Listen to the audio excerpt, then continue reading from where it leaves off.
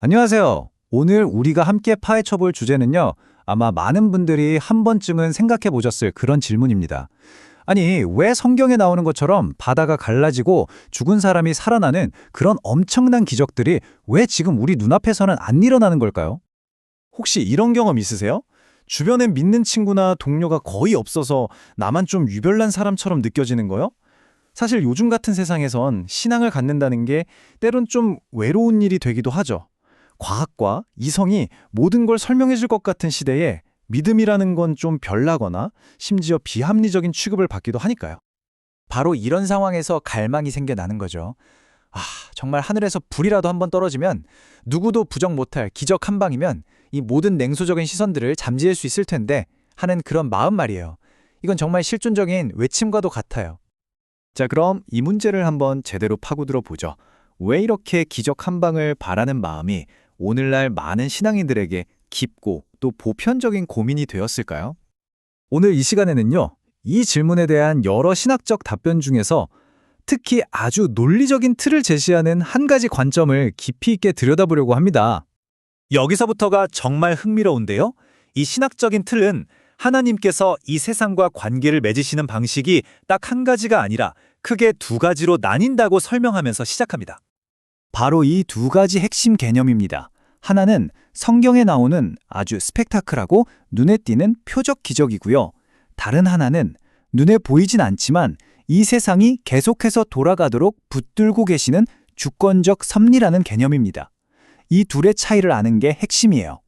자, 그럼 주권적 섭리가 대체 뭐냐? 좀 더 자세히 들여다볼게요. 이건 하나님이 그냥 세상을 창조만 해놓고 멀리서 팔짱 끼고 지켜보신다는 뜻이 절대 아니고요. 지금 이 순간에도 우주의 모든 존재와 모든 사건 하나하나를 당신의 뜻에 따라 적극적으로 붙드시고 이끌어가고 다스리신다는 그런 개념입니다. 아주 역동적이죠? 이 섭리라는 걸 조금 더 구체적으로 나눠보면요. 보통 이렇게 세 가지로 설명합니다.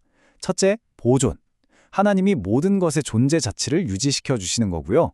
둘째, 협력. 그러니까 우리의 모든 행동과 함께 일하신다는 뜻입니다. 그리고 마지막, 통치. 이 모든 일들을 결국 당신의 선한 목적지로 이끌어 가신다는 거죠. 결국 뭐냐? 자연 법칙부터 우리 삶의 아주 사소한 부분까지 하나님의 손길이 닿지 않는 곳은 단 한 군데도 없다는 뜻입니다. 그래서 핵심은 이겁니다.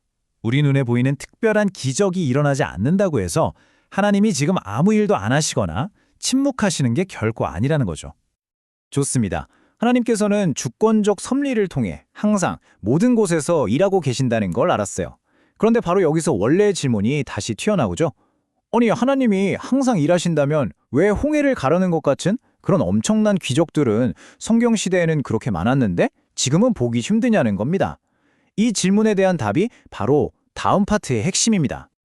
이 관점에 따르면요, 성경에 나오는 병고침이나 예언 같은 기적들은 그냥 짜잔, 나 이만큼 힘세다 하고 보여주시는 게 아니었어요.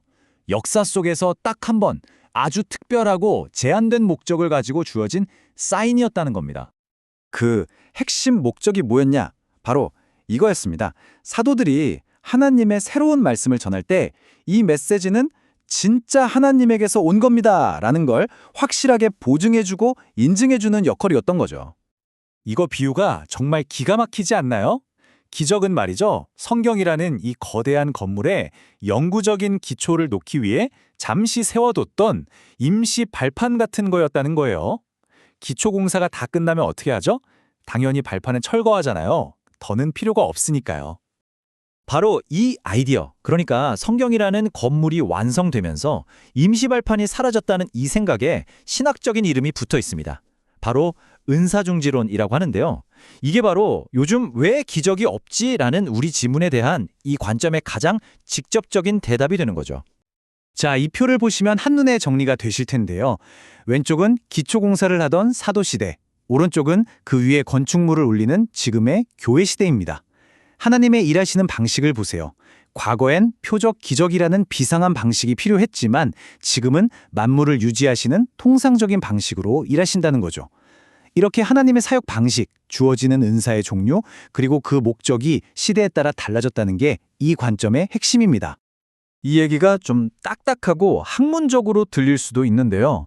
하지만 이 신학적인 전통 안에서 은사중지론은 단순히 이론이 아니라 믿음을 지키기 위한 아주 중요하고 실제적인 보호장치 역할을 합니다. 모든 건 결국 이 원칙을 지키기 위해서예요. 바로 기독교 신앙에 있어서 최종적이고 완전한 권위는 오직 성경뿐이라는 믿음 말이죠. 이걸 보호하기 위한 일종의 방화벽이라는 겁니다. 그럼 반대로 한번 생각해 보죠. 만약 지금도 성경 시대와 똑같은 예언이나 기적이 일어난다고 주장하면 어떤 위험이 생길 수 있을까요? 이 관점에서 보면요. 그런 주장은 결국 성경 밖에서 오는 새로운 직통계시의 문을 활짝 열어주는 셈이 됩니다. 그럼 성경의 유일한 권위가 흔들릴 수 있고 스스로를 새로운 사도나 선지자라고 주장하는 사람들이 나타날 수 있다는 거죠. 그래서 이런 주장을 굉장히 위험하게 보는 겁니다. 자, 그럼 이 모든 논의를 다시 처음으로 가져와 봅시다. 내 믿음을 이상하다고 생각하는 그 동료에게 우리는 과연 뭐라고 말해줄 수 있을까요? 이 신학적 전통이 제시하는 궁극적인 대답은요. 하늘에서 뚝 떨어지는 초자연적인 사건이 아닙니다. 바로 우리가 이 땅에서 살아내는 초자연적인 삶, 그 자체라는 거죠. 이게 바로 진짜 현실적인 적용점이에요. 예를 들면 이런 거죠. 다들 적당히 속이고 넘어갈 때 바보 같을 정도로 정직한 것.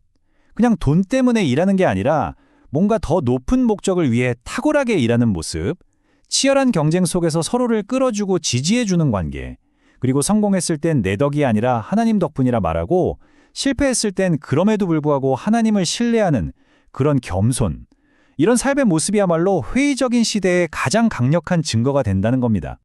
네, 이 신학적인 틀은 이 세상 그 어떤 기적보다도 더 강력하고 더 설득력 있는 증거가 딱 하나 있다고 말합니다. 오늘 이야기는 바로 이 마지막 문장으로 정리해 볼 수 있겠네요. 어쩌면 이 회의적인 시대를 살아가는 우리에게 가장 필요한 증거는 하늘에서 내려오는 초자연적인 기적이 아니라 우리 일상에서 보여주는 초자연적인 삶이 아닐까 하는 그런 생각을 남겨봅니다.